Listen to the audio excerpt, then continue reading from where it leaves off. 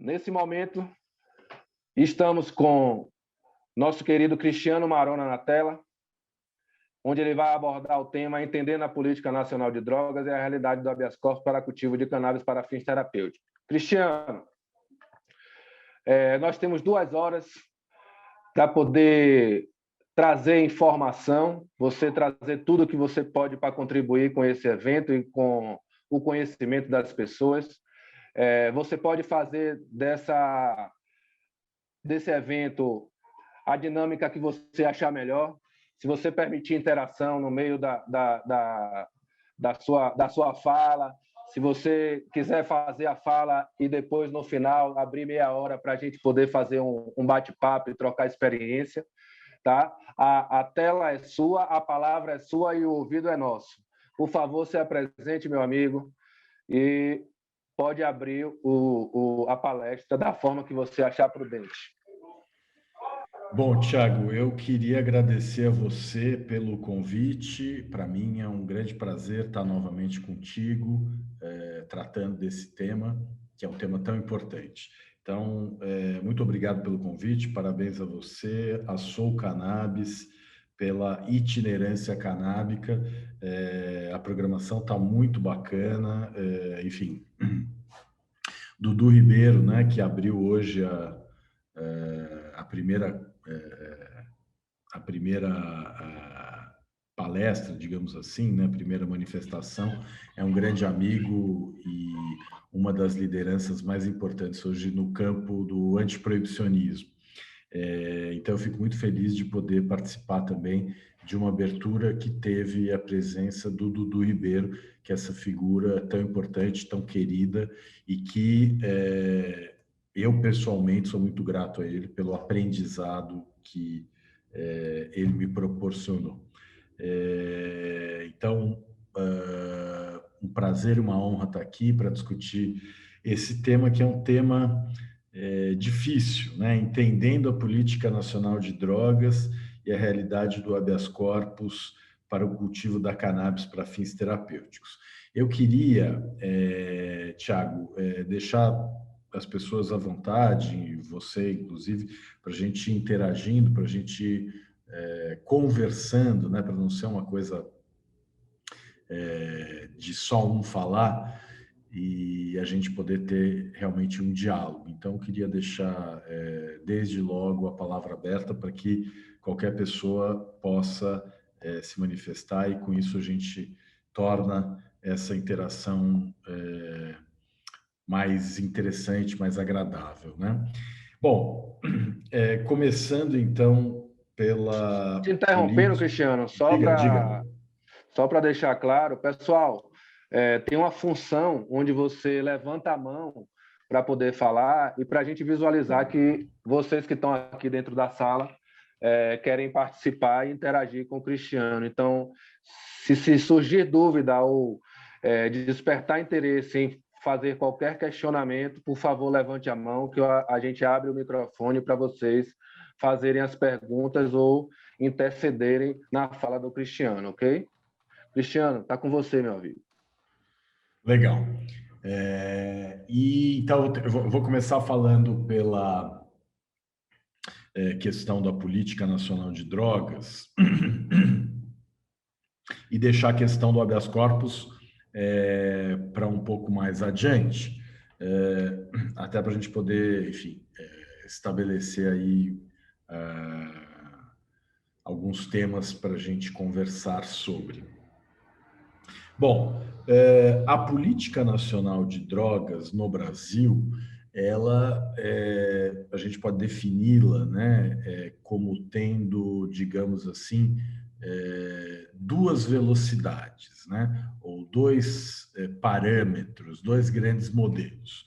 De um lado, a política de drogas relacionadas a bebidas alcoólicas, produtos derivados do tabaco e fármacos, e de outro lado a gente tem as drogas ilegais, né?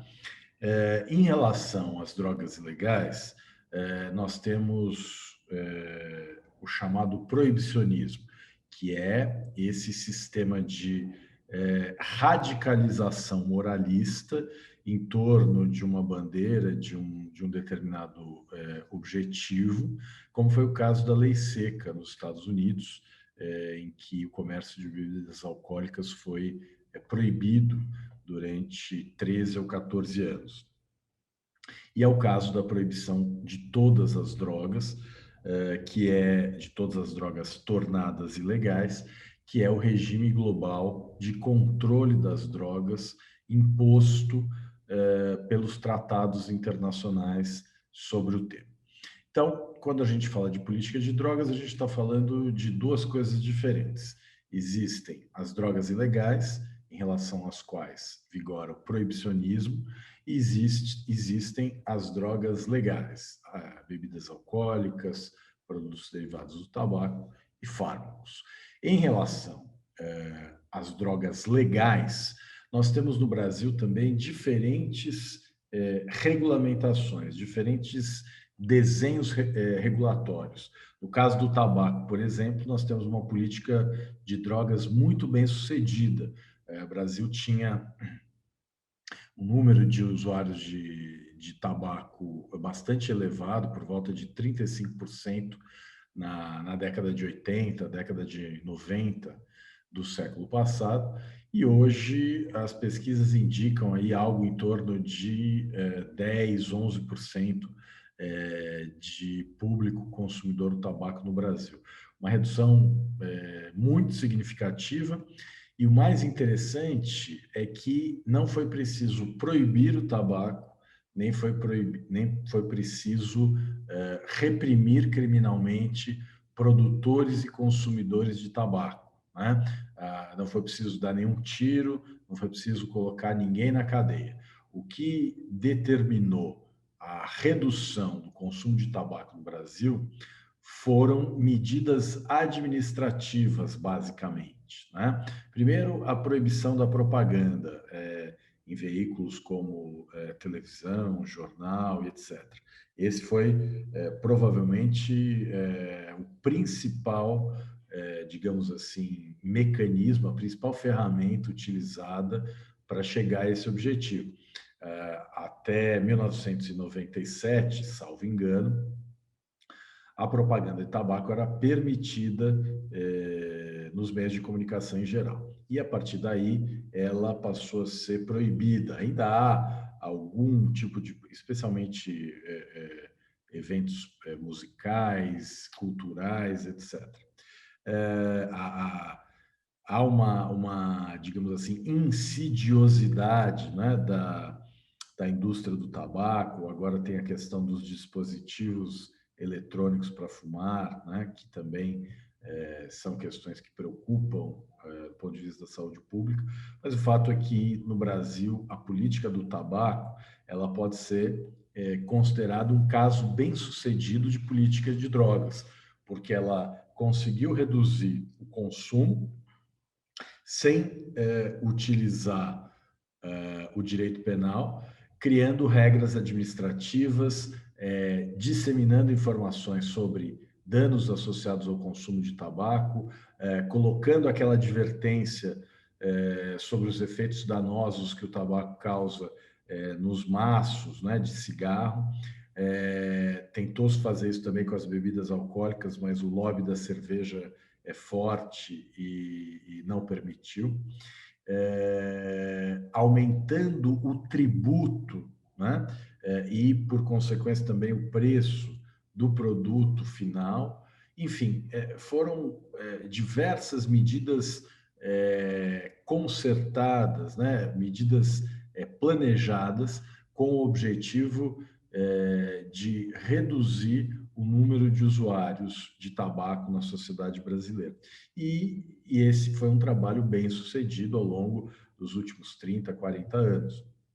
O Brasil é hoje um país onde o consumo de tabaco tem um nível considerado não elevado, né? Em comparação com outros países. E o Brasil aderiu também à Convenção Quadro contra o Tabaco, que também traz uma série de regras, uma série de diretrizes no que diz respeito à política pública de saúde em relação ao tabaco. Uma das questões básicas, né? Eu me lembro, por exemplo, na época em que eu estava na faculdade, era comum as pessoas fumarem dentro da sala. Isso é algo absolutamente impensável hoje em dia, porque justamente uma das regras que a Convenção Quadro contra o Tabaco trouxe foi a de que o consumo de produtos derivados do tabaco dentro de ambientes fechados deve ser proibido, né? Antigamente havia, dentro dos aviões ou mesmo nos restaurantes, a área de divisão entre fumantes e não fumantes no mesmo ambiente fechado. Isso hoje não existe mais, de modo que todas essas medidas, que são medidas administrativas, medidas regulatórias, medidas que não têm a ver com a repressão penal, foram suficientes para chegar a um resultado, do ponto de vista da saúde pública, muito positivo. Então, o exemplo da política brasileira de tabaco é, de fato, uma boa prática, né, a ser analisada quando a gente trata de desenhos regulatórios de políticas sobre drogas. Depois nós temos a política do álcool, que é, diferentemente do tabaco, um mau exemplo em relação à política de drogas, porque é justamente um campo muito pouco regulado, né? Como no Brasil a indústria da cerveja é muito forte, não é por acaso que o sujeito mais rico do Brasil é um dos sócios da Ambev, né?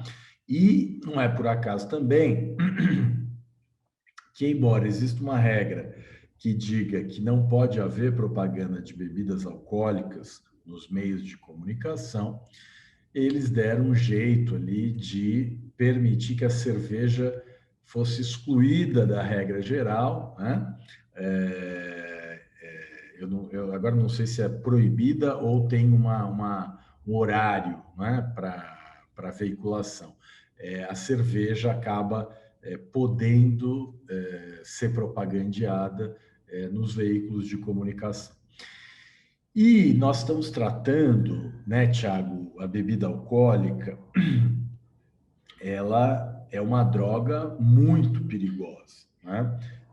Se a gente fizer uma comparação de todas as drogas em relação aos danos individuais e aos danos sociais que cada uma dessas drogas produz, há pesquisa nesse sentido, né? O David Nutt e outros publicaram um artigo na revista Lancet, fazendo uma análise multicriterial a respeito de todas as substâncias, legais ou ilegais, a partir de dados científicos em relação aos danos individuais e sociais que cada uma dessas substâncias causa.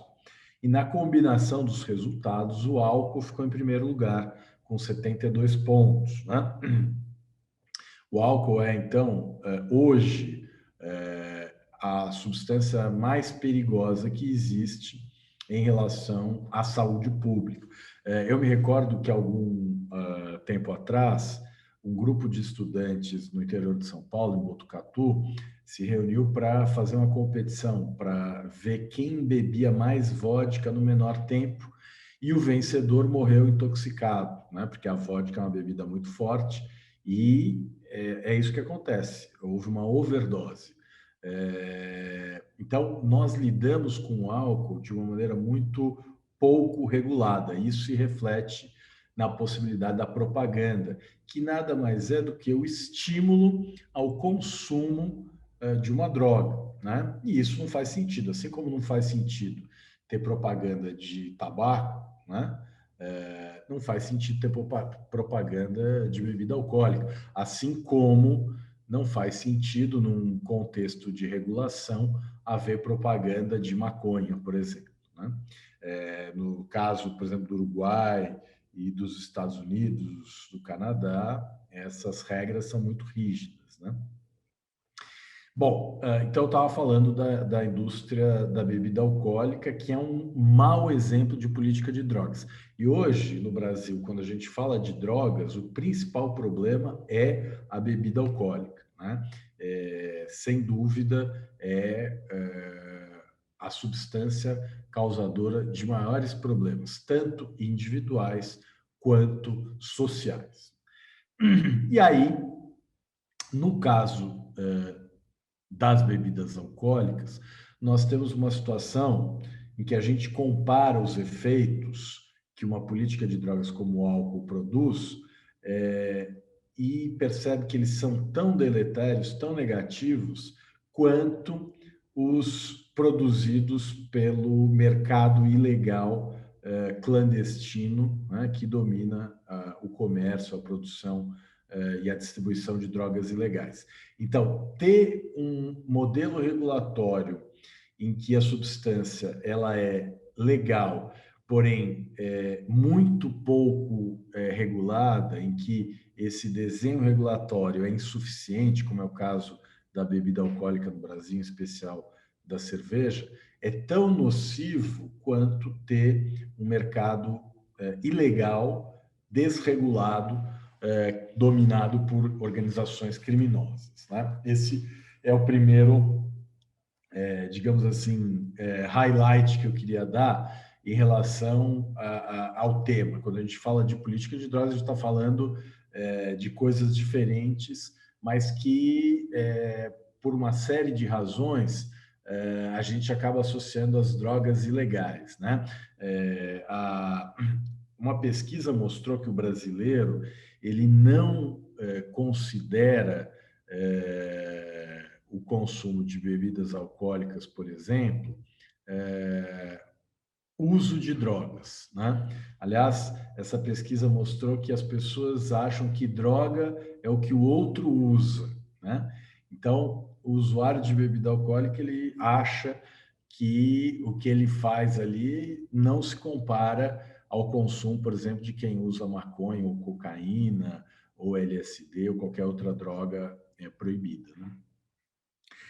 Isso tem a ver com vários fatores. O Brasil, o brasileiro, a brasileira costuma se informar, né, sobre drogas a partir de fontes muitas vezes comprometidas com a visão proibicionista, com essa ideia de que as drogas ilegais são um mal em si e que a única opção é a proibição, é dizer não, né? É banir as substâncias. As convenções, inclusive a Convenção Única de 1961, que foi, digamos assim, o primeiro tratado internacional que buscou unificar as regras internacionais sobre drogas, tentando costurar e construir um modelo global de proibição, que eles chamam de controle, né? A Convenção de 1961, a Single Convention, ela previa que maconha, cocaína e ópio deveriam desaparecer, deveriam ser banidas no período de até 25 anos, né? Então, havia nas convenções um projeto político de supressão, de desaparecimento dessas substâncias. E aí eu acho que é interessante a gente pensar numa perspectiva histórica de mais longo alcance, né? Fazendo uma interpretação retrospectiva, a proibição ela tem pouco mais de 100 anos, se a gente considerar, enfim, Convenção de Xangai, as primeiras articulações ali no início do século XX, né, por volta de 1909, 10, 12. Se a gente pensar que o ser humano ele convive com substâncias psicoativas há pelo menos 12 mil anos, que é o período em que o ser humano domesticou as plantas, né? A gente percebe que a gente passou muito mais tempo convivendo de forma livre com substâncias psicoativas do que sob esse regime que proíbe certas substâncias e autoriza outras, né? Então, o Scorrotado, que é um historiador das drogas, né, tem talvez uma das obras mais importantes, que é a História Geral das Drogas, um livro onde ele relata justamente essa evolução histórica. Ele diz que as únicas sociedades onde não há registro de consumo de substâncias psicoativas são aquelas que viviam em localidades próximas das zonas árticas, né? Quer dizer, onde não há possibilidade de uma planta florescer, não há possibilidade de uso de psicoativos. Mas mesmo nessas sociedades havia outras formas, como respiração, meditação, etc., que tornavam possível a alteração da consciência ordinária, né? Não por meio da ingestão de uma substância, mas por outros procedimentos. E isso para dizer que o consumo de substâncias psicoativas é uma constante antropológica, né? Ela sempre existiu e sempre vai existir. E com isso, eu não quero dizer que as substâncias psicoativas são inócuas. É evidente que não são, e é evidente que elas podem, sim, levar ao uso abusivo, né? Então, não estou aqui reduzindo o risco associado ao consumo de cada uma das substâncias. Mas, nessa questão, lembrando aqui o mestre Siddhartha Ribeiro, é preciso lembrar da máxima de Paracelso, né? Segundo a qual a diferença entre o veneno e o remédio é a dose, né? E hoje nós sabemos que a questão das drogas ela também passa pela análise da tríade,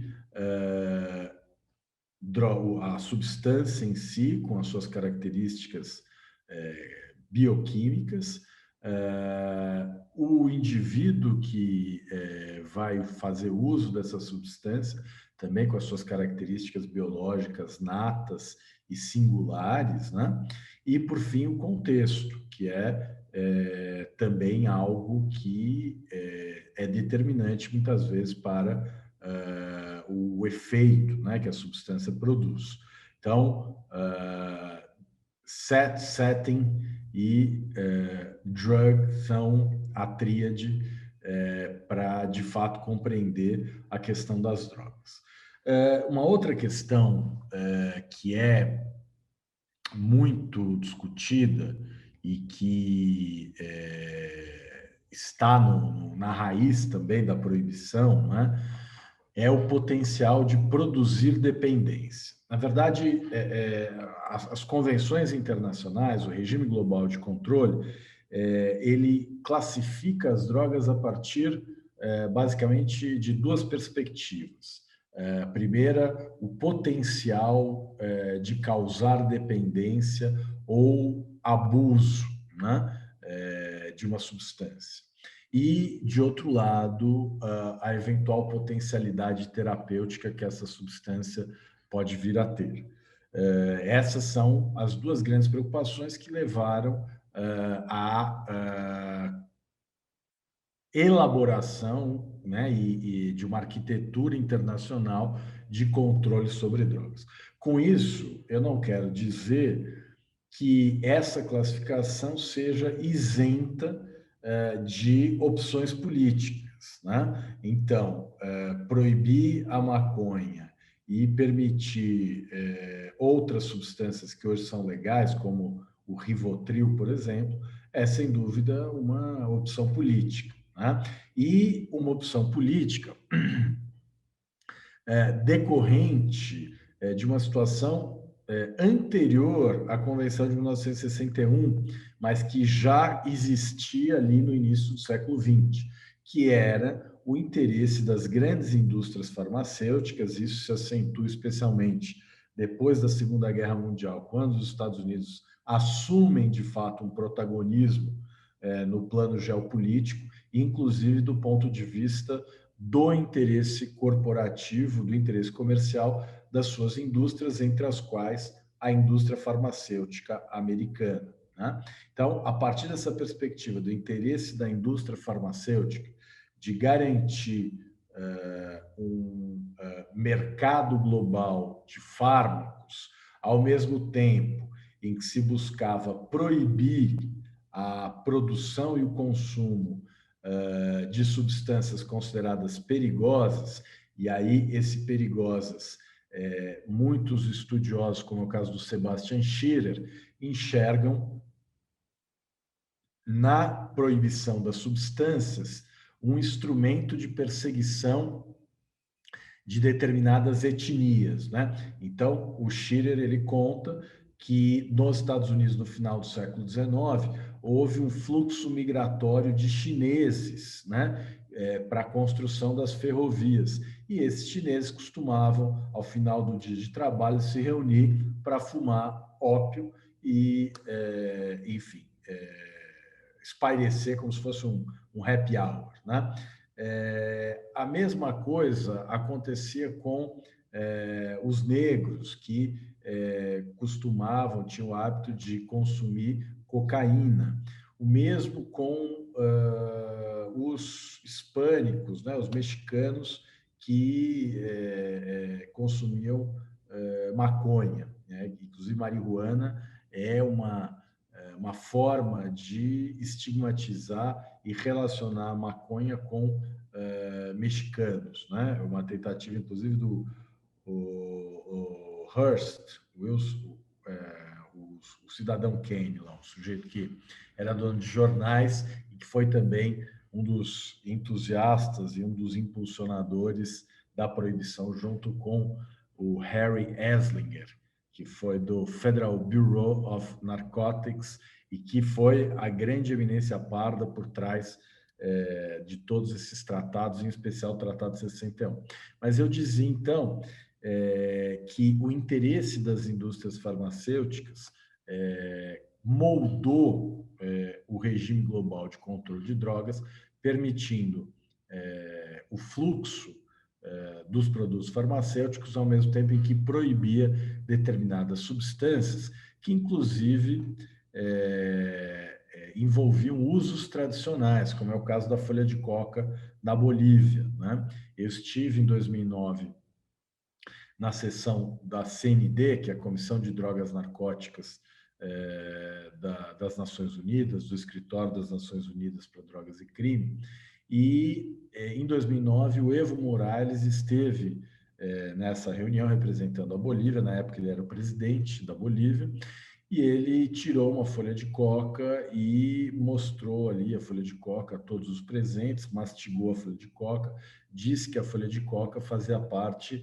do patrimônio cultural boliviano, do povo indígena boliviano, um uso tradicional. E nesse momento a Bolívia se retirou do Tratado de 1961, que determinava o compromisso comum de todos os países de erradicar a mastigação de coca e essa forma de uso tradicional. E depois a Bolívia aderiu novamente à Convenção de 61, com a reserva em relação a esse ponto, de modo que na Bolívia o uso tradicional de coca foi preservado por essa iniciativa do governo Evo Morales, né? Mas o fato é que as convenções, elas tinham esse interesse, garantir o funcionamento da indústria farmacêutica, permitir, sob controle rígido, produção de substâncias ilegais apenas e tão somente para pesquisa, e mesmo assim de modo muito controlado e muito rígido, e uso terapêutico e medicinal, né? Então, o uso científico, o uso terapêutico e medicinal eram as duas únicas exceções previstas nas convenções para a possibilidade de produção e de utilização, né, para pesquisa ou para consumo pessoal. O que nós podemos identificar hoje é que a proibição ela se baseou em fraudes científicas, especialmente em relação à maconha, né? É possível afirmar isso. Em 1948, o prefeito de Nova York, Fiorello LaGuardia, institui uma comissão para estudar os efeitos da cannabis no organismo, na saúde do ser humano, e essa comissão chega à conclusão de que, embora a substância não seja inócua, não há motivos para tratá-la como uma substância perigosa, ou pelo menos mais perigosa do que o álcool, por exemplo. E Fiorello LaGuardia faz um discurso que se tornou célebre e que está, inclusive, num documentário muito interessante que mostra a história da proibição da maconha, né, que se chama Grass, do Ron Mann, que é o diretor desse documentário, e é um documentário narrado pelo Woody Harrelson. E aí mostra o discurso do Fiorello LaGuardia, em que ele diz que a lei que proíbe as drogas e que criminaliza o uso é uma lei que não pode ser aplicada, né? Em inglês ele diz a law that cannot be enforced, né? Uma lei que não pode ser aplicada, que não deve ser aplicada, que não tem legitimidade para ser aplicada, porque justamente proibir e criminalizar é algo desproporcional, né? Irrazoável numa situação como essa. Cristiano, só Diga. respondendo um questionamento aqui. Onde encontramos esse documentário? Você pode repetir o nome do documentário? Grass? Grass, né? Grass. E, cara, eu não sei, eu lembro de ter visto isso, talvez no YouTube, mas eu não tenho certeza. É a história da proibição da maconha. Ó, alguém já botou aí. Já botou aí. Assessoria rápida. Obrigado, Regis. Nosso querido Regis, responsável então, pela TI, terapeuta, naturólogo. Exatamente. Esse filme é uma delícia, inclusive, porque, além de tudo, tem uma trilha sonora ótima, enfim, e mostra como a proibição da maconha tem esse papel de perseguição de determinados grupos sociais, né? Então, mostra como os músicos de jazz eram perseguidos porque faziam uso de maconha, né? Inclusive, enfim, tem toda uma produção musical em torno da maconha no jazz, né? Enfim, All the Jive is Gone, tal. Tudo isso o filme mostra. Mas, voltando aqui para a nossa conversa. Então, dentro desse modelo global de controle de certas substâncias, o que nós temos tido ao longo desses 100 anos é uma operação que evidentemente não está funcionando, né? Porque apesar de todo o investimento, de todo o dinheiro, dos danos sociais causados pela guerra às drogas, o superencarceramento, a violência e letalidade policial, a corrupção, o fortalecimento das organizações criminosas, o fato de que, embora pessoas brancas consumam mais drogas do que negros, negros são mais abordados pela polícia, são mais presos, são mais condenados por tráfico de drogas.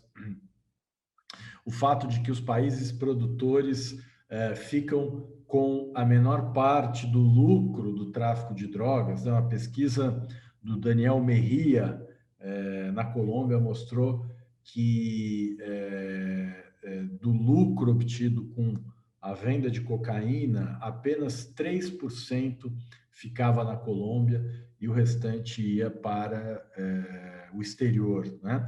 a questão de que os grandes mercados consumidores de cocaína, que é a droga, digamos assim, mais rentável, né? O 000, que é um livro também muito interessante que fala do tráfico internacional de cocaína, né? De como a cocaína movimenta a economia mundial, do Roberto Saviano, né? Que até também virou série, eu acho que na Amazon Prime, se não me engano, na HBO, mas num desses tem a série 000, que é o nome do livro que ele escreveu e que é também, como os italianos chamam, a farinha de alta pureza, né? Aí, no caso, a farinha para cozinhar, para fazer comida mesmo, né?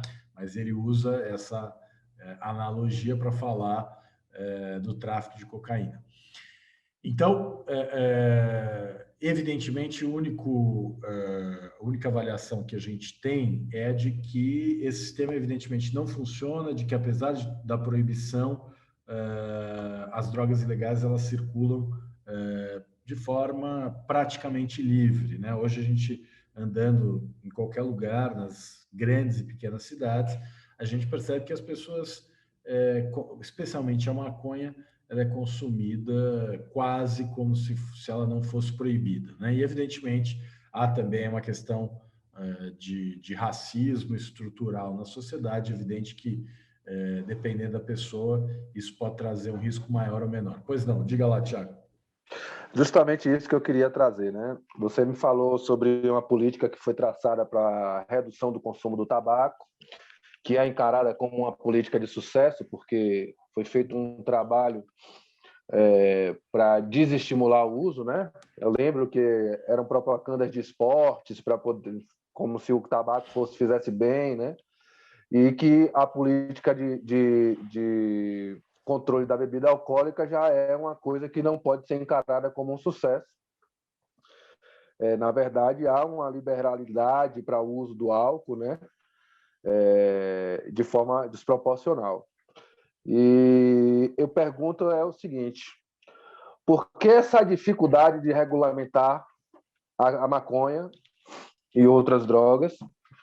E se essa é uma política voltada para o eugenismo, de controle de determinadas populações, né? de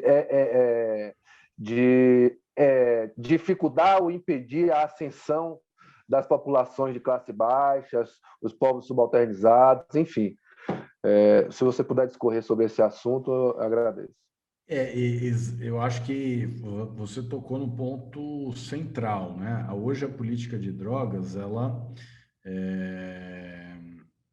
virou uma bandeira política, né? O governo que está no poder hoje, o Jair Bolsonaro, ele tem na guerra às drogas como uma das suas bandeiras principais, porque a guerra às drogas que permite que o policial, por exemplo, pratique todo tipo de violência, né? Então, esse estímulo à violência policial, ao extermínio, né? O governador que foi afastado do Rio dizia que tinha que atirar na cabecinha, né?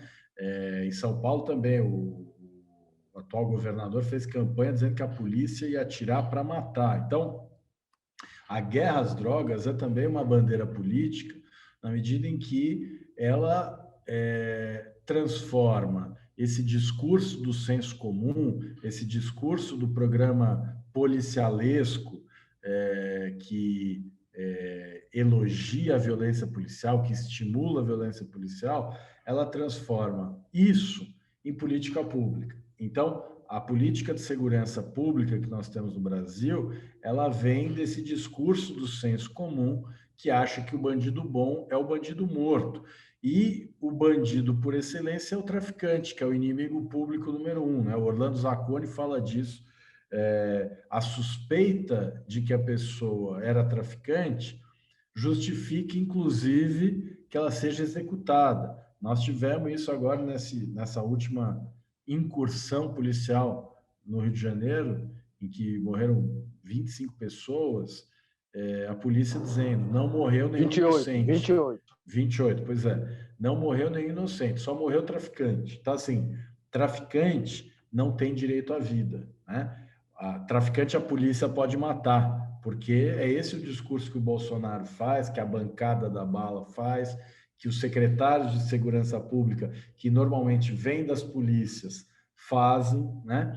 Então, quando você tem um caldo de cultura autoritário que promove a morte, né, como principal ferramenta de segurança pública, em que o governante se sente à vontade para dizer a polícia vai matar, e a polícia vai lá e mata mesmo, né? E a gente viu que durante a pandemia, apesar de as pessoas estarem isoladas, a violência policial não diminuiu, aumentou até, né?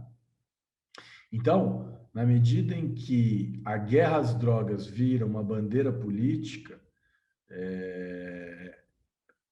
transformá-la, né, abrir mão dela, se torna muito difícil. E aí a gente vê isso na discussão sobre o projeto 399, o PL 399, é um substitutivo que foi aprovado agora, prevendo a possibilidade de plantio de cannabis no Brasil para a produção de remédios. E o artigo 2º, parágrafo único da Lei de Drogas, ele diz que a União vai autorizar o plantio de substâncias proibidas para fins medicinais e científicos, mas essa autorização nunca foi dada, né? Então, agora, esse artigo está sendo regulado, o Congresso está se mexendo, há inúmeras ações na Justiça que tratam disso, que são justamente os habeas corpus que nós vamos tratar para fins terapêuticos, né? Então, esse projeto, que é o projeto de lei 399, que é um substitutivo apresentado pelo deputado Luciano Dutti, prevê regras para a produção local de cannabis, né? A produção de cannabis no Brasil. E o que aconteceu nesse caso? O governo federal, o Brasil com 500 mil mortos pela pandemia, o governo federal, tendo a CPI da Covid, priorizou obstruir a votação desse projeto, pressionou os partidos da base aliada a substituir os seus representantes nessa comissão, que eram favoráveis ao projeto. O Roberto Jefferson, que é o presidente do PTB, também ameaçou expulsar o deputado do PTB que estava na comissão e que era favorável. Enfim, fizeram de tudo para impedir que esse projeto fosse aprovado. E, no fim, ele foi aprovado. Não é o projeto dos nossos sonhos, não prevê o autocultivo, o cultivo para associações é uma coisa que ainda não está muito clara como é que vai ser, né? Se as associações vão ter que cumprir todas as exigências que a lei exige em relação às empresas, né? E aí é uma preocupação com o porte financeiro, nem toda associação vai ter dinheiro para se adequar a essas exigências, então há uma preocupação nesse sentido, mas de uma maneira geral, identifica-se nesse projeto como um avanço em relação à situação que nós temos hoje, né? Mas se a gente traçar um panorama do cenário político quando a discussão é esse projeto de lei, nós temos a extrema-direita num dos polos contrária a esse projeto vai liberar a maconha no Brasil. De outro lado, nós temos a esquerda insatisfeita, porque considera o projeto muito recuado, muito pouco ousado, e a direita, né, o centrão, identificando ali, nesse projeto, como, digamos assim, o avanço possível nesse momento, né, como algo que vai contemplar os interesses financeiros das grandes empresas, etc. Há uma grande preocupação de que haja algum tipo de compensação, né, às populações vulneráveis, às vítimas da guerra às drogas, num eventual modelo regulatório. Então, eu penso que a legalização da maconha no Brasil ela não poderia repetir os erros da indústria do álcool, da indústria do tabaco, de criar grandes monopólios, grandes corporações. O ideal seriam estruturas mais horizontalizadas, modelos de produção cooperativados, né? A ideia de agricultura familiar, acho que isso seria perfeitamente possível e acho também que, como em toda a guerra às drogas deveria ter uma comissão da verdade, deveríamos pensar na reparação das vítimas, né? Então, promover um desencarceramento em massa, enfim, são muitas questões aí. Mas, Tiago, eu só queria voltar um pouquinho para a gente poder falar do habeas corpus, que é o seguinte: a política de drogas no Brasil sempre seguiu, de uma forma geral, essa política mundial, que é uma política proibicionista, e que, no caso brasileiro, a lei de drogas sempre foi utilizada com base em duas figuras criminosas, né? A posse para uso pessoal e o tráfico de drogas. Hoje, a lei de drogas diz que a posse para uso pessoal é uma infração de ínfimo potencial ofensivo, admite transação, suspensão condicional do processo e, mesmo no caso de condenação após o devido processo penal, as sanções são alternativas à prisão. E, no caso do tráfico de drogas, nós temos um crime equiparado hediondo, pena mínima de 5 anos, pena máxima de 15, uma multa pecuniária muito alta, enfim. E como critério diferenciador entre o uso e tráfico de drogas, nós temos o artigo 28, parágrafo 2º da Lei de Drogas, que diz que, para dizer se será uso ou será tráfico, o juiz vai levar em conta a natureza e a quantidade da droga apreendida, as circunstâncias em que se desenvolveu a ação, o local, o fato de a pessoa flagrada com drogas ter ou não uma condenação criminal anterior, especialmente por tráfico, etc. Então, os critérios que a lei traz são critérios abertos, critérios insuficientes, critérios que dão margem a uma subjetividade muito grande que, na prática, se transforma em arbitrariedade. Então, hoje no Brasil, a pessoa flagrada com drogas ela é obrigada a provar que não é traficante, né?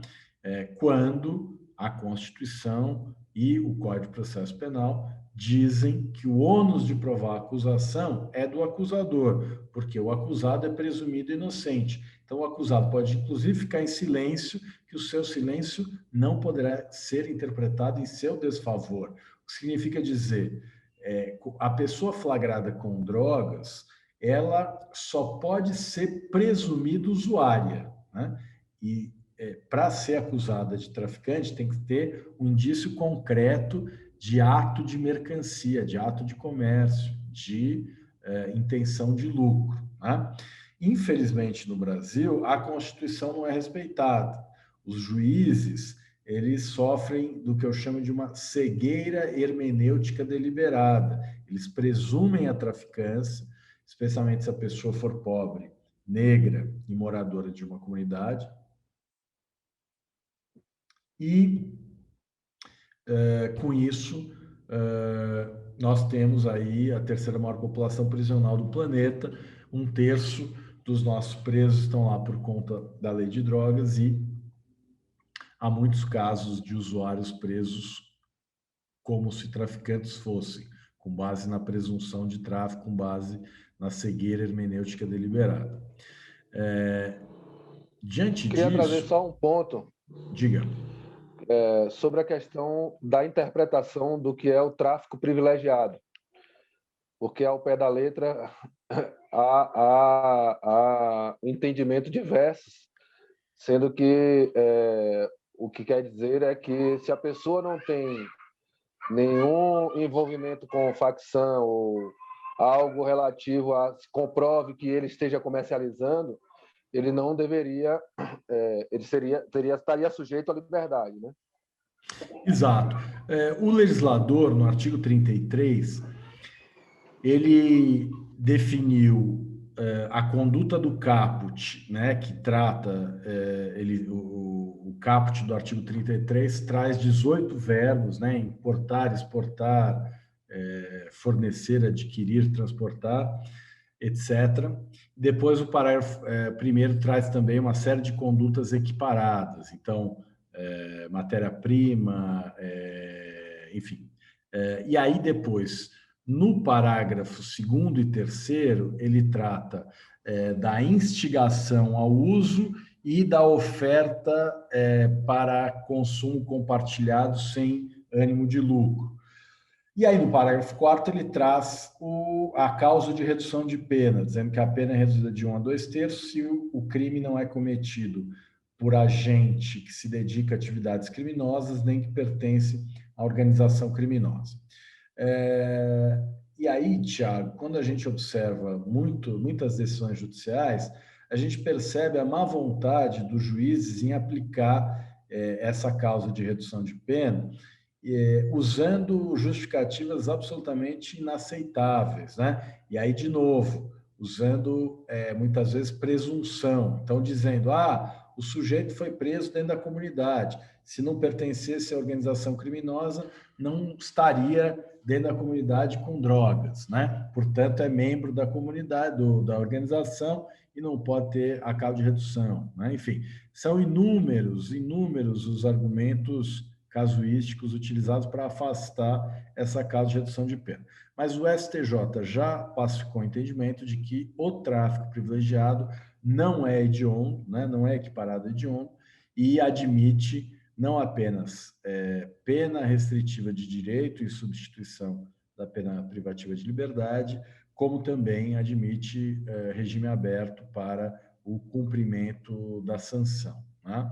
Isso já está pacificado, embora muitos juízes não se conformem ainda com isso. Mas, sem dúvida, justamente porque o tráfico tradicional continua hediondo e o tráfico privilegiado não, que muitos juízes hesitam e muitas vezes buscam subterfúgios para não aplicar o parágrafo 4º, né? Essa é, sem dúvida, uma das grandes questões que nós temos hoje.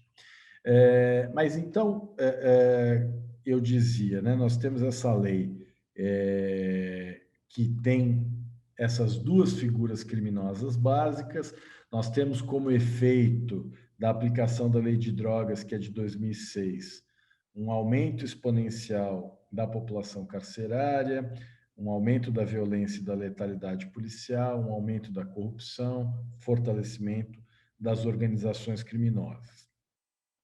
E a nossa política de drogas, ela tem duas vertentes, né? Uma é essa vertente da repressão penal, mas ela tem uma vertente da prevenção, do cuidado e do tratamento, né? E nesse campo, embora a lei de drogas e a lei antimanicomial sejam muito claras no sentido do respeito aos direitos humanos, no sentido de que a eventual dependência de drogas ela não pode ser utilizada de forma a violar direitos humanos das pessoas, né? Quer dizer que o fato da pessoa ser dependente não justifica, por exemplo, a internação dela contra a vontade, né? Isso é muito claro. Mas, infelizmente, hoje, esse também se tornou um tema político, né? Ou melhor, sempre foi um tema político. A verdade é que a direita e a extrema-direita que chegou ao poder se apropriou desse tema também. E aí, enfim, há inúmeros trabalhos aí que tratam disso. Tem um trabalho em especial da UNB, que é Nova Direita contra a Reforma e a Política de Drogas, né? Porque o que houve a partir de 2016 para cá, desde que Michel Temer chegou à presidência da República, foi o que nós chamamos de contra-reforma na política de drogas e na política de saúde mental. E é interessante a gente observar que o governo Michel Temer e o governo Jair Bolsonaro têm praticamente a mesma política de drogas, né? A gente consegue identificar uma continuidade. E a figura, inclusive, que nos permite identificar essa continuidade é Osmar Terra, que foi ministro da Cidadania de Temer e concentrou em si o poder decisório em relação à política de drogas, criou a Senapred, né, que é a Secretaria Nacional de Prevenção e Cuidados ao Uso de Drogas, que está situado no Ministério da Cidadania, justamente porque Osmar Terra era o ministro da Cidadania. Osmar Terra tirou o poder da Senad, né? A Senad, que fica no Ministério da Justiça, acabou cedendo toda essa parte de prevenção para o Ministério da Cidadania. O Ministério da Saúde tem também na área de saúde mental, desde 2016, vem se alinhando a essa nova direita, que é contrária à reforma psiquiátrica, né? Nós temos uma lei antimanicomial, que é de 2001, que consagra as diretrizes da política de saúde mental no Brasil a partir de paradigmas de respeito aos direitos humanos, de autonomia do indivíduo que se submete a esse tipo de tratamento, de regras muito claras, no sentido de que o tratamento sempre deve ser feito em benefício do interesse da pessoa, né? Para evitar ideias de higienismo social. E essa lei 10.216 de 2001 consagrou, então, a política de saúde mental no Brasil a partir dos princípios das diretrizes da chamada reforma psiquiátrica. A partir de 2016, esse grupo conservador que tomou o poder passou a boicotar e a sabotar a reforma psiquiátrica, basicamente desfinanciando os equipamentos públicos da rede de atenção psicossocial, né? E direcionando recursos para as comunidades terapêuticas religiosas, que inclusive, apesar de serem organizações privadas, foram incorporadas à rede de atenção psicossocial para ter acesso a esses recursos sem licitação e praticamente sem fiscalização. E é um modelo clássico da direita neoliberal, no sentido de tentar degradar o público e usar o público como mecanismo de financiar o privado, né? Que é a lógica do neoliberalismo, de tentar desmontar o Estado e de tentar transferir à iniciativa privada toda e qualquer atividade possível, tornando o Estado e a sociedade cada vez mais dependentes da iniciativa privada. É o que nós estamos vendo agora em relação ao setor elétrico, né? Nós já tivemos no norte ali casos de privatização que já mostraram-se desastrosas, né? Mas agora quer-se privatizar todo o sistema elétrico no Brasil.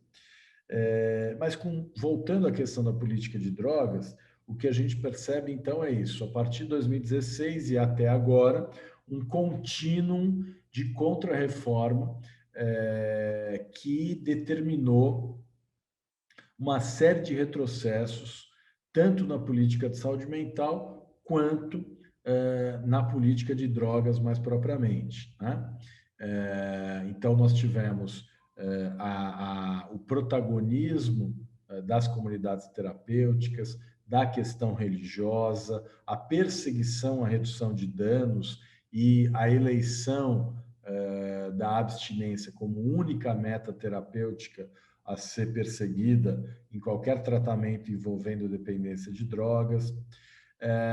O alinhamento do Brasil ao que há de mais radical e de menos eficiente em matéria de política de drogas, que é justamente basear na abstinência, usar muitas vezes depoimentos de ex-dependentes, demonizar as substâncias, né?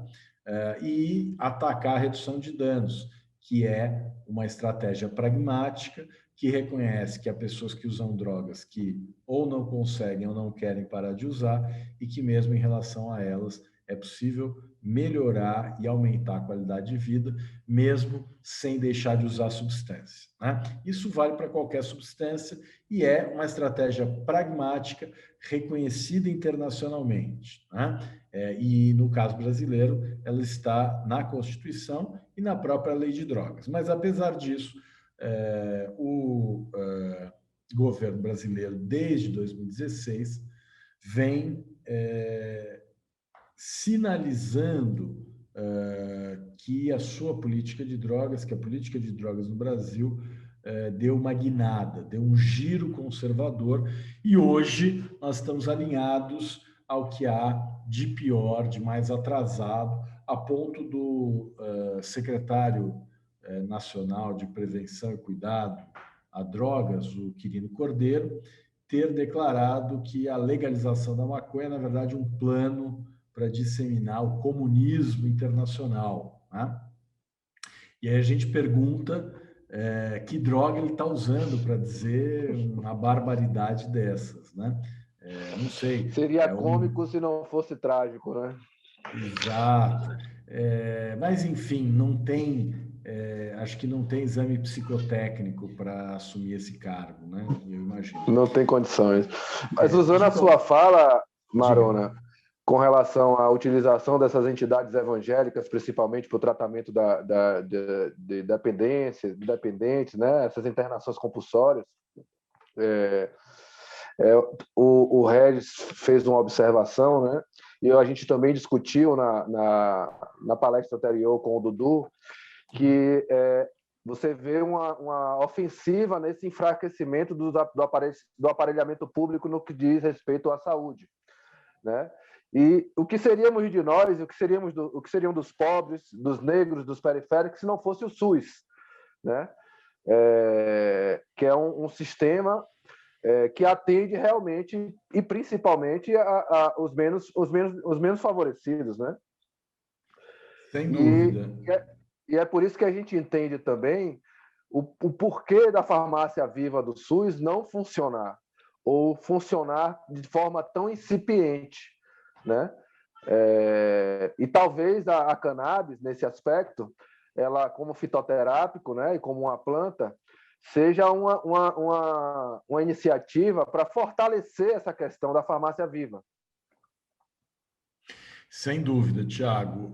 Inclusive está no PL 399, né, do deputado Luciano Dutti, que foi aprovado, a questão da farmácia viva, que eu acho sim um caminho muito interessante para a gente seguir. A resolução RDC 18, de 3 de abril de 2013, da Anvisa, dispõe sobre as boas práticas de processamento e armazenamento de plantas medicinais, preparação e dispensação de produtos magistrais e oficinais de plantas medicinais e fitoterápicos em farmácias vivas no âmbito do SUS, né? Então, o programa Farmácia Viva, ele foi instituído pelo Ministério da Saúde em 2013, dentro do SUS, como um modelo de farmácia no contexto da assistência farmacêutica nacional e compreende todas as etapas, desde o cultivo, a coleta, o processamento, o armazenamento, a manipulação, a dispensação das preparações e oficinas de plantas medicinais e fitoterápicos, né? O substitutivo ao projeto de lei 399, da Comissão Especial da Câmara dos Deputados sobre medicamentos formulados com cannabis, apresentado pelo deputado Luciano Dutti, contempla esse modelo. E você dizia, né, Tiago, que, de fato, nós temos aí essa discussão. Acho que a farmácia viva é um caminho. Voltando aqui ao Quirino Cordeiro, o Brasil se manifestou a respeito da reclassificação da cannabis nas convenções internacionais. No ano passado, em dezembro de 2020, a Comissão de Drogas Narcóticas, né, a CND, ela se reuniu para discutir uma manifestação de um comitê de especialistas da OMS, da Organização Mundial de Saúde, que sugeria a retirada da cannabis da lista 4 da Convenção de 1961, que prevê, né, a lista 4, ela reúne as substâncias consideradas mais perigosas e com nenhum ou ínfimo potencial terapêutico, né? Isso porque a OMS, os especialistas da OMS reconheciam que a cannabis tem sim potencial terapêutico e que, portanto, mantê-la nessa lista 4 da Convenção de 61 seria um equívoco que traz uma série de problemas na aplicação dos tratados nos países, né? Como é o caso do Brasil. As pessoas que precisam da cannabis como remédio, e aí, Tiago, você sabe dessa realidade assim como eu, são milhares de pessoas que podem se beneficiar, né? A verdade é que, como a cannabis ela foi proibida e continua proibida na maior parte do mundo durante muito tempo, há pelo menos 100 anos, as pesquisas foram obstruídas, né? Há uma grande dificuldade de realização de pesquisas com cannabis ainda hoje e ao longo dos últimos 100 anos. Apesar disso, já há hoje um consenso entre os médicos no sentido de que a cannabis tem sim um potencial terapêutico importante e que pode beneficiar muita gente, né? O caso da dor crônica, por exemplo, isso já é uma evidência conclusiva.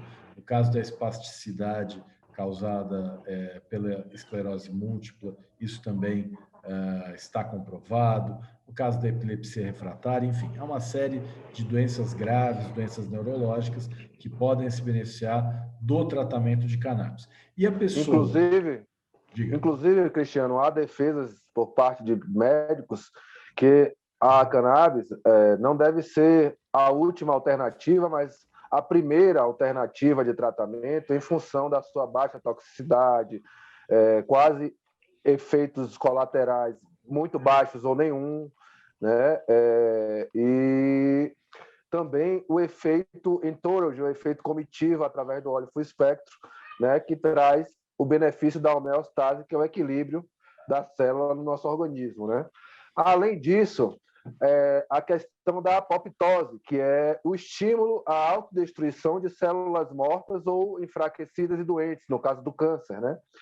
Então, assim, é uma solução extremamente importante para o tratamento de determinadas patologias, principalmente por baixo efeito colateral, que praticamente todos os fármacos contêm, né? Exatamente. Não, e é interessante você ter tocado nesse assunto, porque a gente está vivendo hoje um debate muito intenso a respeito do chamado tratamento precoce, em que médicos reclamam, digamos assim, independência e autonomia para prescrever off-label aquilo que eles entendem como algo que vai ajudar, né? E é interessante que no caso da cloroquina, ou da ivermectina, ou enfim, essas substâncias que comprovadamente não têm qualquer efeito positivo em relação à Covid, o Conselho Federal de Medicina hesitou, né, e demorou para se manifestar, para reprimir, para condenar essa postura que não tem nada a ver com liberdade médica, é ignorância mesmo, né? Agora, no caso da cannabis, sem dúvida que muitas vezes o que acontece o paciente mostrar para o médico que ele está usando a cannabis e que aquilo está produzindo efeitos positivos, né? E aí o médico acaba tendo que se convencer porque ele identifica essa melhora, né? Então, hoje, a medicina canabinoide já é uma realidade, né? Muita gente está se beneficiando disso. E no Brasil, infelizmente, nós estamos diante desse cenário muito ruim, né? Essa direita conservadora, essa extrema direita conservadora, ela, além de tudo, ela é negacionista e ela é anticientífica. O Júlio Delmanto, que é um amigo jornalista, ele escreveu um artigo, inclusive uma resenha acho que era na revista Piauí ou na 451, não lembro agora, em que ele fala do livro sobre maconha, que foi lançado agora por duas pesquisadoras, acho que da Unifesp, e que o Júlio diz assim, quem, como nós, atua no antiproibicionismo, né, a gente já conhece os argumentos desse pessoal. O Osmar Terra está nessa disputa aí desde 2010, 2011. Né? Então, a postura negacionista e anticientífica dos proibicionistas, especialmente em relação à maconha, já era conhecida por nós. Né? O que o Osmar Terra diz hoje sobre a pandemia, sobre a vacina, sobre, enfim, tratamento precoce, que são posturas negacionistas e anticientíficas, são algo que para nós não surpreende, porque essa postura ele já tinha antes, né? Então, desde 2016 para cá, o Brasil vem vivendo retrocessos na área de política de drogas e de saúde mental, a ponto de o Brasil ter se manifestado contrariamente a essa mudança na classificação da cannabis nas convenções internacionais. O Brasil mandou uma manifestação oficial assinada pelo secretário Quirino Cordeiro e no sentido contrário à aprovação de qualquer mudança, dizendo que a maconha é uma droga muito perigosa e que não tem propriedades terapêuticas. Então, quando nós temos um secretário que é a principal autoridade em matéria de política de drogas, que diz que a maconha não tem propriedades terapêuticas, a única classificação que a gente pode dar a essa postura é chamá-la de negacionista, de anticientífica. Né? No caso da Comissão de Drogas Narcóticas, por 27 votos a 25, a mudança foi aprovada. Então, foi também uma mudança que não foi tranquila, né? Foi uma disputa, porque há também uma disputa política muito acirrada no âmbito da Comissão de Drogas Narcóticas. E, no Brasil, existe essa situação, né, Tiago, para a gente poder abrir o pessoal a falar. Quem precisa da maconha para tratar de uma doença grave tem duas opções. Ou vai importar um remédio do exterior, e aí é muito caro, né? Então, são poucas as pessoas que têm condição econômica de gastar tanto dinheiro num tratamento assim, e aquelas que não têm esse dinheiro e que começam a plantar no quintal de casa, né?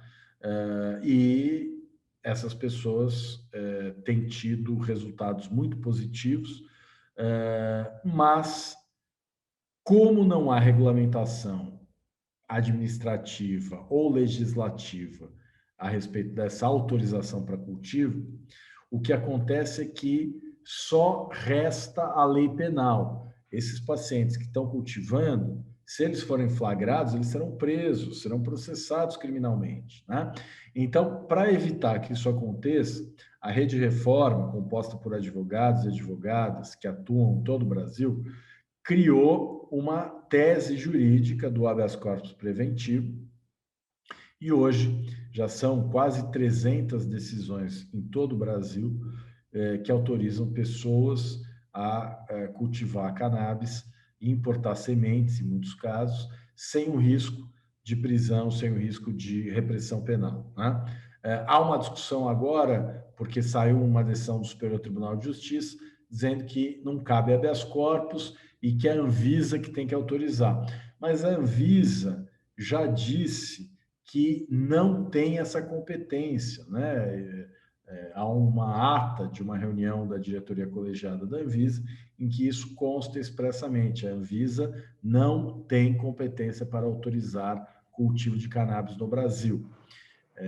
Então, essa decisão do STJ, que inclusive gerou consequências ruins, porque a partir dela outras decisões de primeiro grau foram proferidas, ela foi baseada numa premissa falsa, a de que a Anvisa teria competência para autorizar o cultivo da cannabis no Brasil, mas, evidentemente, uma decisão que não vai prevalecer. Há outras decisões do próprio STJ admitindo o habeas corpus, né?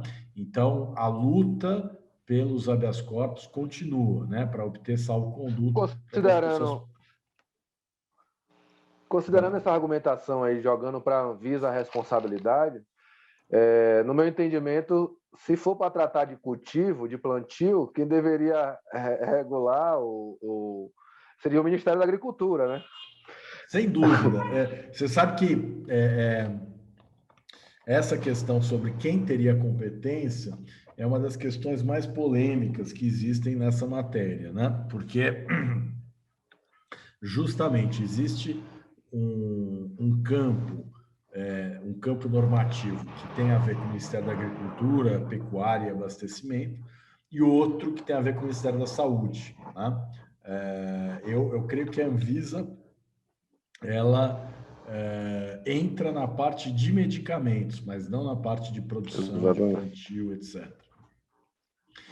Enfim, em resumo é isso, Thiago. Hoje nós estamos nessa situação, né? Há uma situação de fato, já são quase 300 decisões, e há também uma grande disputa, né? Há críticas, há tentativas de retroceder esse pequeno avanço que nós já conquistamos. Eu queria só questionar, ainda trazendo um pouco a questão da PL 399. Ela vai para o Senado, né? Depois vai para o presidente e pode voltar novamente, depender do veto. Considerando que ela seja aprovada no âmbito que ela se encontra hoje, né? Nas premissas que estão lá estabelecidas, você acha que pode enfraquecer a questão da argumentação do habeas corpus, já que está sendo previsto o fornecimento através do SUS? Não. Acho que o habeas corpus vai continuar necessário porque esse projeto ele não regula o autocultivo, né? E a grande questão do habeas corpus é essa.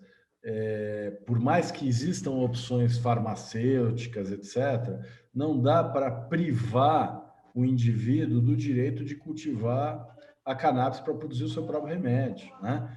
Isso é um direito básico, um direito Eu concordo. E como não Mas eu há vejo regulamentação, assim, uma coisa é dizer, olha, você pode importar. Aí eu digo, não, eu não posso importar, não tenho dinheiro. Né? Ah, mas você pode pedir autorização para a Anvisa. Não, não posso, a Anvisa já disse que não dá. A lei, ela não vai dar autorização para o autocultivo, ela vai permitir que a empresa produza e depois venda, mas para a pessoa que precisa, ela ainda vai continuar tendo que plantar e continuando a ter que plantar, ela vai continuar correndo o risco de incidir num crime da lei de drogas. Então, o habeas corpus vai continuar cabível. Eu pergunto isso porque num dos processos o qual eu acompanhei aqui junto com a equipe, uma das argumentações da juíza foi que, com a PL aprovada e sancionada, o fornecimento através do SUS viabilizaria para pessoas de baixa renda, né, ter acesso a essa medicação, o que é uma verdade, mas uma meia-verdade, porque hoje, eu trouxe até essa argumentação para o Dudu, o SUS ele tem dificuldade de fornecer medicações simples e barata, como um captopril, que é um remédio para pressão. Uhum. Né? A pessoa vai lá e não consegue encontrar. E é um óleo de cannabis de uma complexidade que ele para ser formulado e tal. O SUS teria condições plenas de ter isso disponível e atender a demanda que hoje existe, porque há estudos que não são menos de 10 milhões de pessoas que precisam dessa medicação. Né? Além disso, outro argumento que a juiz usou é que, se ele precisa, já tem uma associação que fornece, que seria a Abrace. Né? No entanto, A Abrace ela tem um limite de percentual ou de miligramagem, né? E existem situações específicas de pacientes que que a medicação só surte efeito com dosagens altíssimas, né? Vamos dizer assim, com até 20% de presença de canabinoides, né? O óleo de 20% que o pessoal usa, né?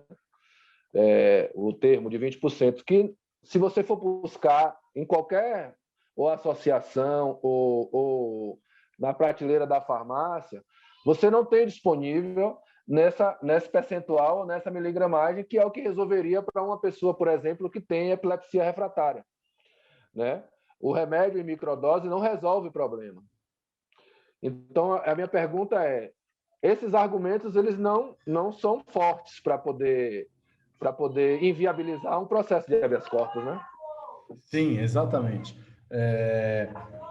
A questão é a criação de novos canais de acesso, a meu ver, jamais vai tornar esse canal específico do habeas corpus inidôneo, né? Porque enquanto não houver uma regulação do autocultivo, né, o habeas corpus vai continuar sendo o meio cabível, a meu ver, essa avaliação que eu faço. E deixa eu só voltar um pouquinho, Thiago.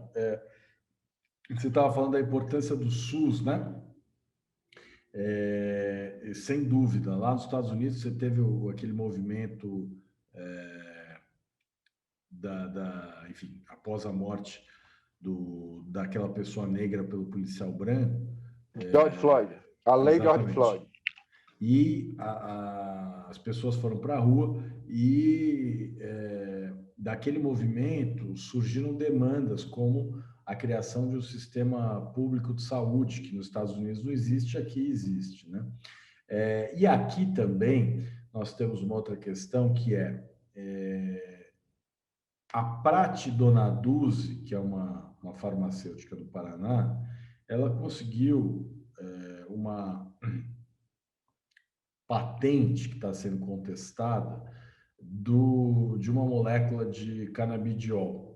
E eles estavam tentando um contrato com o SUS, né? A Conitec, que é um órgão lá do SUS, estava avaliando adquirir o produto que a Prate tem e que seria um monopólio praticamente, né? Então, eu tenho muita preocupação porque o SUS já sofre com problemas de financiamento, né? E a questão da judicialização torna tudo ainda mais complicado, porque os juízes obrigam pagamento de tratamentos que acabam drenando os recursos, né? Enfim, tudo isso para dizer que acho que a cannabis ela tem que estar, sim, no sistema público de saúde, mas a gente tem que tomar cuidado para que isso não crie também monopólios onde poderia haver uma disputa, uma concorrência, inclusive um uso social dessa atividade econômica, né? Tentar pensar em ações afirmativas econômicas.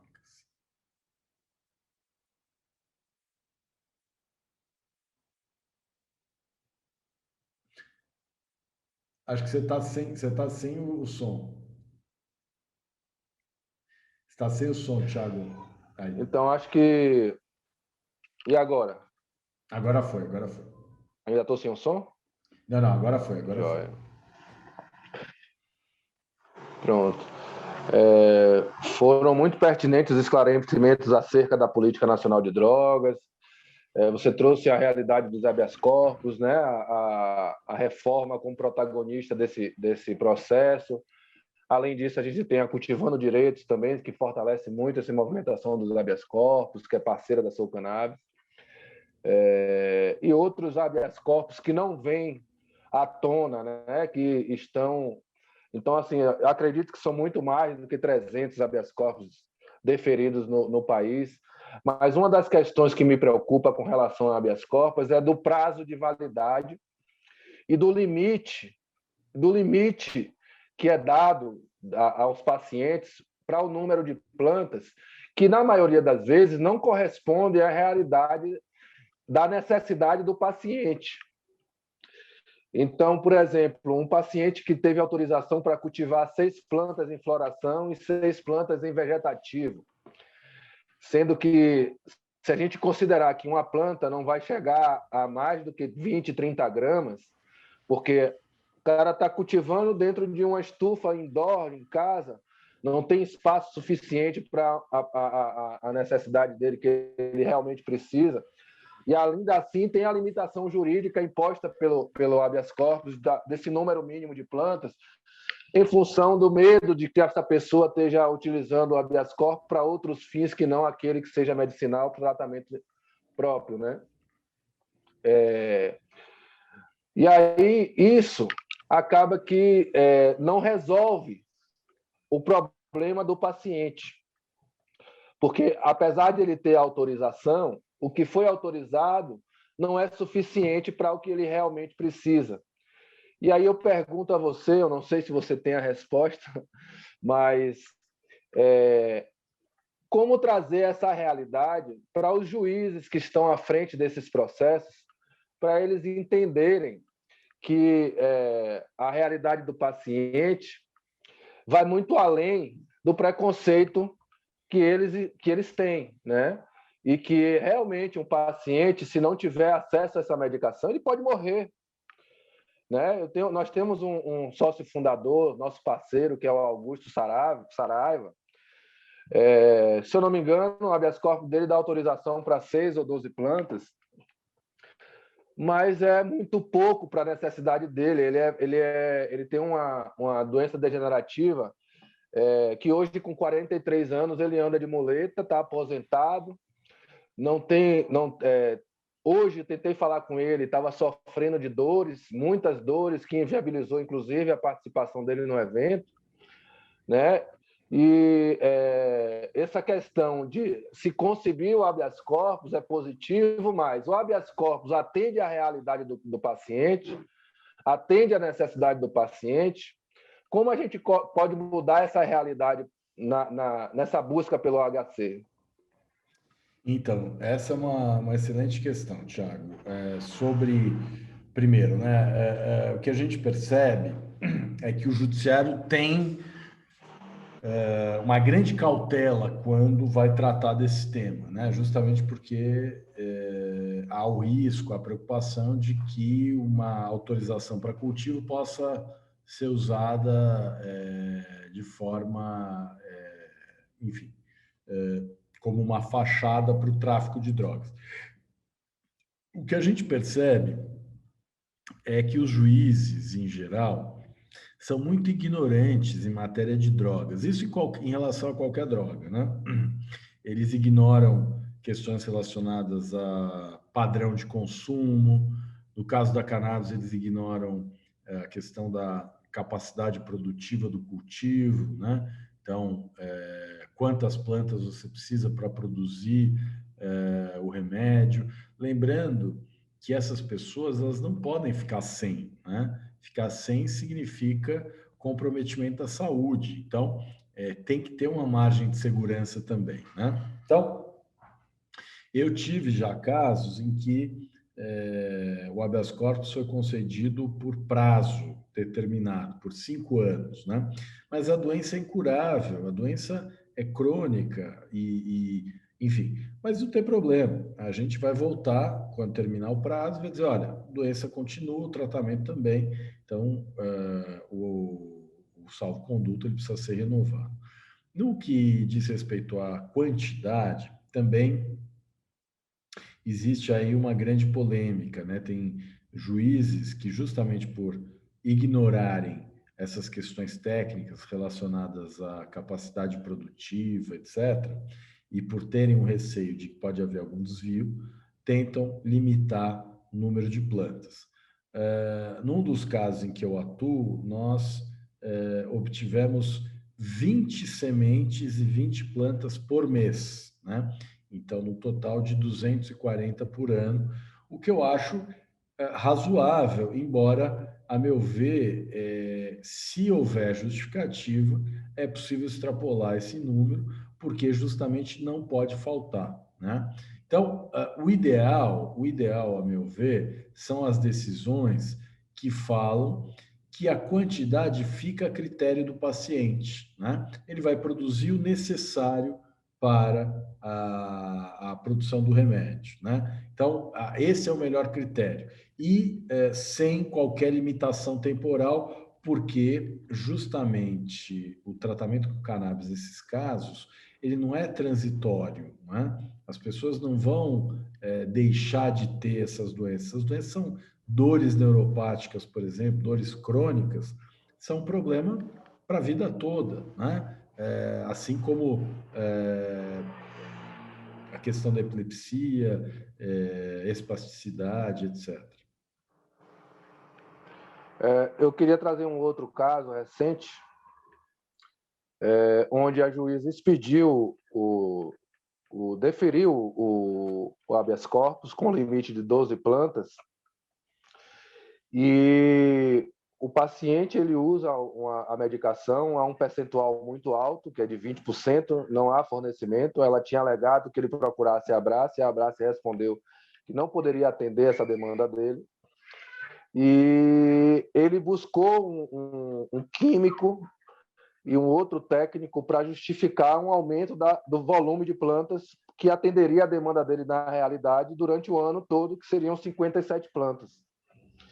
E ao final disso, a juíza ela se assustou de forma a revogar o HC, ou seja, foi indeferido, ela já tinha liberado, porém, com esse novo pedido, ela indeferiu. E o paciente hoje, ele está com medo, obviamente, né? Não só por conta da possibilidade que existia enquanto paciente que produzia a sua própria medicação de ser preso, né? E acima disso, né? Além disso, ele não tem como viabilizar a medicação por outros fins, por conta da dificuldade financeira, por conta de valores e por conta de não ter disponível o percentual que ele precisa. Então, ele está numa situação hoje que realmente ele não sabe o que fazer. E a ideia é que nós adentremos novamente com o pedido, novamente pela esfera estadual, né? Mas eu percebo essa ignorância no tema por parte dos juízes, e eu acredito que não só ignorância, mas preguiça, porque a informação está aí, recursos para buscar informação não falta, o advento da internet está aí, e a gente percebe uma falta de vontade mesmo e talvez até o preconceito estrutural que existe em torno disso. O que impede dessas pessoas enxergarem que eles podem estar afetando a qualidade de vida de pessoas e levando, inclusive, a pessoa a óbito, né? E isso me parece que pouco importa, sendo que o dele está resguardado e não foi ele que expediu o habeas corpus, independente do fim que vai ser dado, né? Eu acho que é de uma insensibilidade tamanha e nesse novo universo da cannabis medicinal e dessa possibilidade que as pessoas estão enxergando com a cannabis, porque já tentaram todo tipo de medicamento e não tem atendido a necessidade, né, no sucesso do tratamento.